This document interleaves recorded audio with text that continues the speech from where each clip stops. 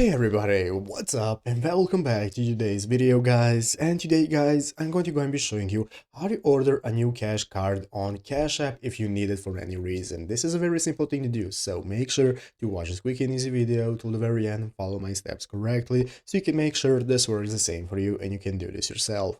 But yeah guys, let's get straight into it. So first things first guys, we are going to go and be opening the Cash App application. So we're going to need the application for this. If you do not already have it installed on your mobile phone, what you can do is go ahead and open up your App Store. After opening up the App Store, go ahead and open up the search bar and search for Cash App. So find the Cash App application, install it to your mobile phone, and once you open it up, now we can get started with using it. So go ahead and log in to your account where you want to go ahead and get a new card for. So you can log in with your mobile number or with your email, doesn't matter. Go ahead and log in, and after doing so, now we can get started. So this is going to be the main page where we can find our balance, our savings, and all the info. What we want to do is open up the card section. So you can find the card section right next to the home page at the bottom of the screen. So click on the card icon. That's going to open up this new menu where we can go ahead and get started with accessing our card. So in this menu, we can go ahead and take a look at our cash card that we are using. And what we can do, guys, is a long press on it and long hold to open up this menu that I am just showing you right now. So in this menu, as you can see, once you open it up for your cash card, our last option right here that you have at the bottom of the settings menu